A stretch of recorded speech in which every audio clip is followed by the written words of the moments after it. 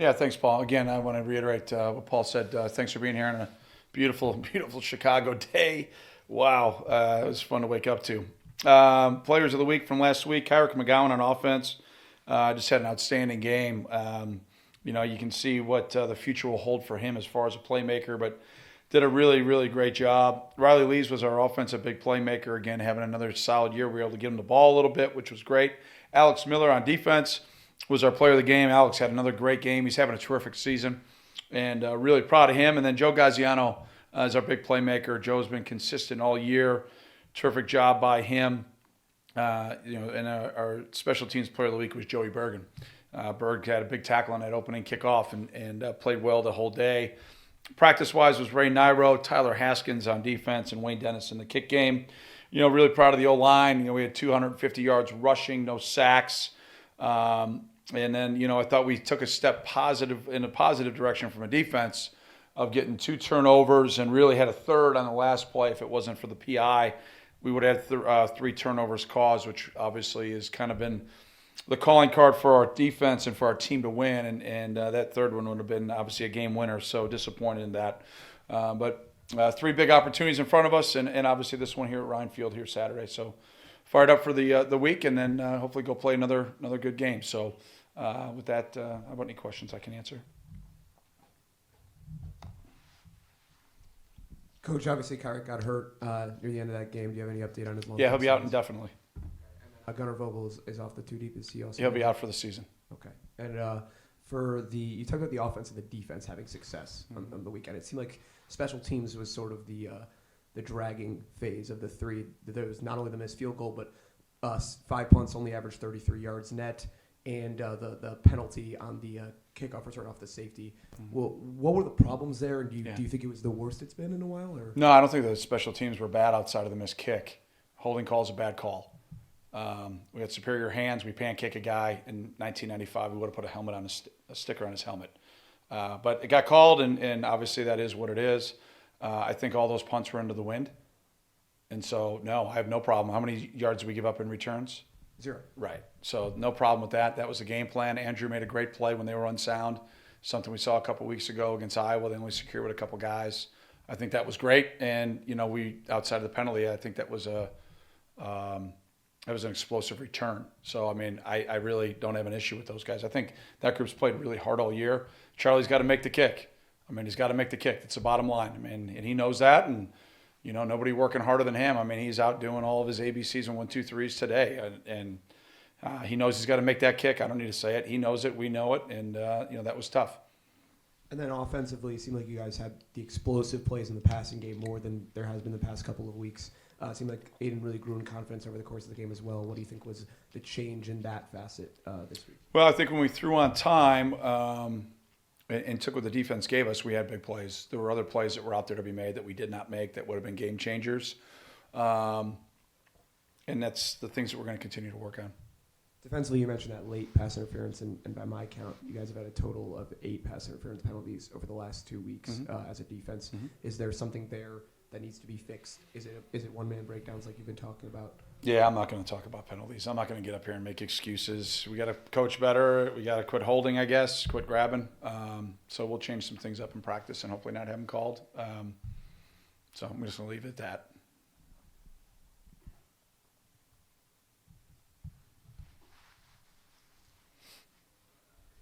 You're a 40-point favorite this week. What's it like being such a big favorite in a game? I just want to win by 1, man. Thanks for the heads up, but we just want to win by 1, and that's the bottom line. We got to get a win. Got to get some positive momentum. Mistakes down the stretch in that game were costly, and around here we've typically won really close games. And there's a lot of things going on, obviously, as you watch us that are not indicative of the way that we've had our recipe for success, and that's why we're where we're at. So hopefully put together a great week and go play our best game of the year. This team will be hungry coming in here. I'm sure our tape will not intimidate them. And having sort of a non-conference game this late in the season, how's that sort of, you guys change anything that way, or is it just sort of the same? No. It's like last year with Notre Dame. We stay the course with what we do and how we do things. Obviously, an opponent you don't see very often, so had to do off-season studies on what we thought they would do and how they would do things, and then now we get going. Last night in particular with game plan stuff. So, more of an advantage for them. With us being here for 14 years and having a pretty good idea of what we do and how we do things. Walt was at Maryland as the OC a couple years back, and so he's prepared for us in the past and has got a pretty good idea. I know a handful of guys on their staff they'll get it turned around. They'll do a great job. It's a great group of coaches, and they're down a bunch of bodies, a bunch of injuries, and so the guys that they've got, they're playing their hearts out, and they've played some teams that have played really well and have more depth. I mean, that's been the challenge for them.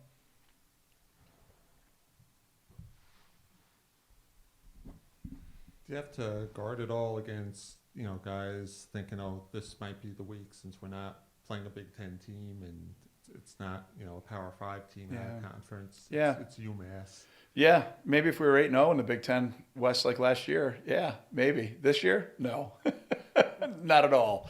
No, not at all, not at all. No, we've got great respect for them. You pop on the tape. Isaiah Rodgers is the leading kickoff return guy in the country, I think. But you pop on the tape and it's wow. Kickoff and punt return wise, he's as good as there is in the country. They're making huge plays in that area. So you look at other areas that they've had explosive play. Great trick play in the opening quarter of the game against Army.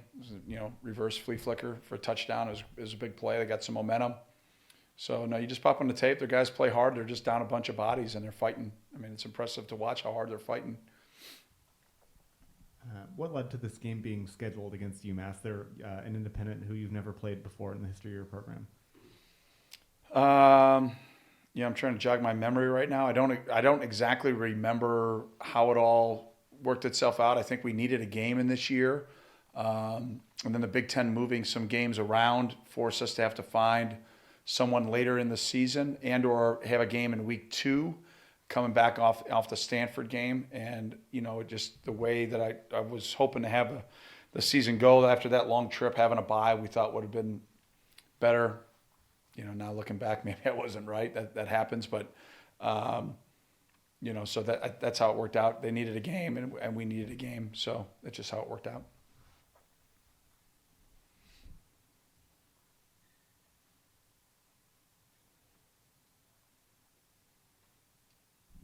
A little bit off topic, but Ohio State this year, can you remember a team in the Big Ten dominating the way they have, and just how hard was it that week to prepare for them? Yeah, well, first of all, I think Ryan's done a great job.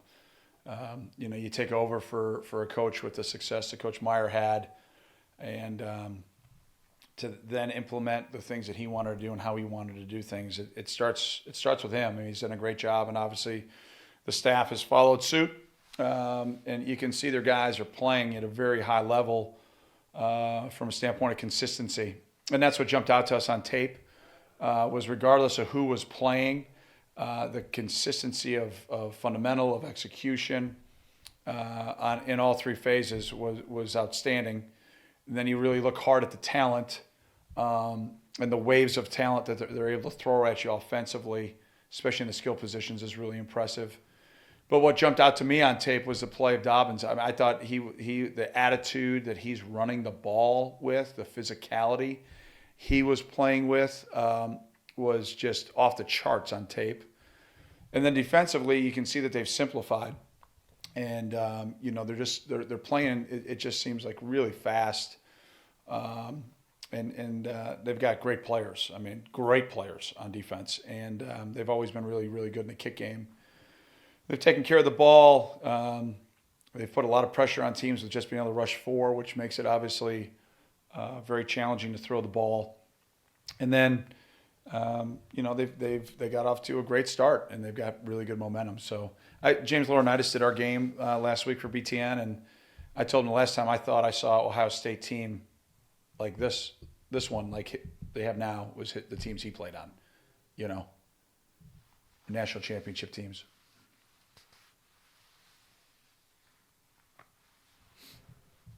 Coach, getting back to the offense a little bit, even though, like you said, there was some stuff out there that maybe Aiden missed, it seemed like, by the numbers at least, had his best game so far. Did he sort of cement himself in the starting role this week? Well, he started how many games now in a row, so he's our starter. like I said, I mean, there were some things that I thought were really positive. We got off to the right start. We ran the ball really well. Our offensive line gave them a lot of time to throw the ball. But there were plays and opportunities out there that we missed that could have been game-changing plays. And until we kind of get to that consistent level, we're going to sit there. What do we get? 3 scores, 2 scores, whatever it was. We got to finish drives and we got to take advantage of when there's plays to be made to make those plays, and we didn't do it. So it was a positive step, I think, in the right direction. But we've got to take more steps if we want to be a consistent winner. Game with Carrick being out now. After he left, it was all Drake with Evan Hull getting in for that 1 or 2 carries. Mm-hmm. Are those guys the only 2 options available right now in the backfield? No, we'll find some other guys.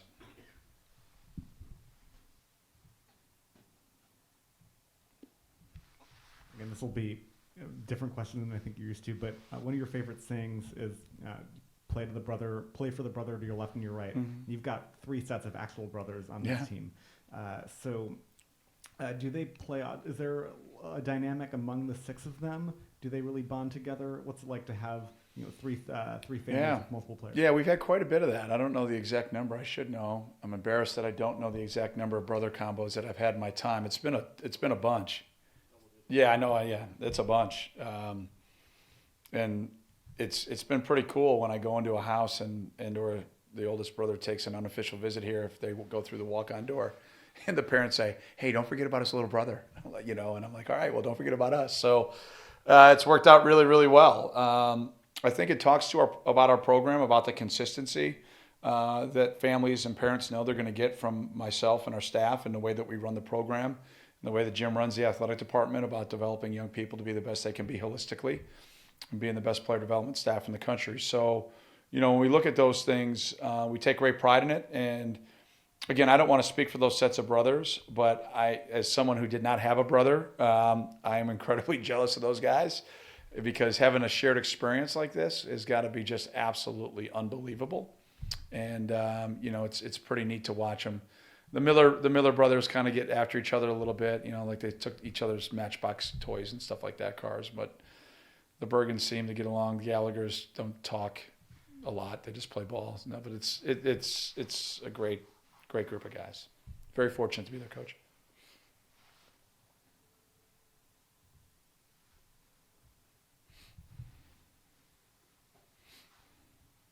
Coach, at times during a couple other games this year, you've talked about lack of energy after going down early. After going up early in this game, were you sort of impressed with your guys' level of energy early on and moving forward, or was it still not where you wanted to be? Yeah, I mean, I thought we came out ready to go and ready to play. I think we've been waiting for our offense to do something. And I think that's what's led to the lack of energy that I've been not pleased with. That's not rocket science to figure that out. So, I thought it was a lot better. I thought the guys were into it the whole game. We've got a lot of guys that are out. And I met with them last week, and I just tried to encourage them. I've been a guy who's missed games because of major injury. It's not fun. It's a huge challenge to stay engaged and involved. And I thought that group of guys did a really good job of having energy and helping their teammates out. I thought they were awesome. After the game Saturday, Cam Allen, Purdue's defensive back, mentioned that Aiden tends to stare down receivers, and that's how he sort of knew where the ball was going as an interception. Mm-hmm. Is that an issue you've talked with Aiden about? And if so, how are you guys trying to address it? Well, he did stare down the corner route that was double covered. Yeah. It's a problem. So you can't do that, number one. I think it comes somewhat with experience and confidence in your own ability. There's a lot of things that we are working on that we're not quite clicking yet with at that position, and that's pretty obvious. But a lot of times, younger quarterbacks, that's their tendency, to stare things down. And you can't do that because you give away things. There's other things too that we're giving away that we're talking about, but I'll let Cam and his other brothers figure that out. So secondaries across the Big Ten. What are some other things? Like I just said, I'm not sharing that, man. You had a couple of big explosive plays, something you really emphasized in the past. Mm-hmm. Why do you think the Purdue game was sort of when it started to sort of change the tide on that front? Well, I think in the passing game, I thought we threw on time for some of the explosion pass plays. We extended a play for the first time in maybe 6 weeks, 8 weeks, where the pocket was clean, a couple guys recovered. We kept the play alive, and we hit, Burke in the middle of the field. Most great quarterbacks have the ability to extend plays, give guys a few more seconds to get open. I thought our line protected a little bit better on Saturday than maybe we had against a couple of top-ranked defenses that we had faced when they were storming the fort. In the run game, I think we, early especially, I thought ran with some physicality, and I thought the O-line opened up some pretty good holes. They adjusted, and then they kind of stymied us there a little bit, and then we readjusted, and I thought we ran the ball pretty darn well down the stretch. We missed a couple of big cuts that would have been probably explosive runs. It probably lead to being inside the 10 and maybe even scoring on that last drive. That's, again, that one play difference in winning and losing.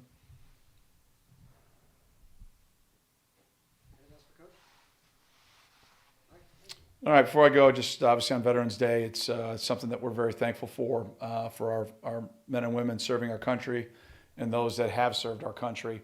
I've got family in the military. I know we all have neighbors and friends, and for all of us professionally, colleagues that are part of defending our freedom and our liberty. And on behalf of our program, we just want to say thanks to all of our great veterans. You provide the freedom that we are so spoiled and at times as a country act entitled to have.